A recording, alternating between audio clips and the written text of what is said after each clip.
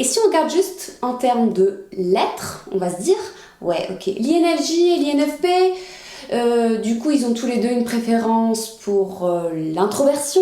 Ils sont tous les deux des N, des intuitifs. Ils sont tous les deux des feelings.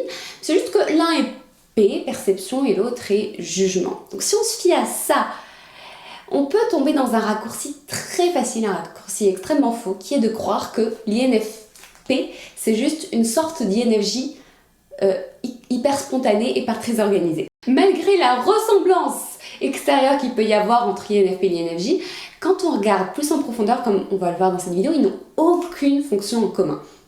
Donc en fait, c'est un peu un raccourci trop facile de comparer juste les lettres, etc.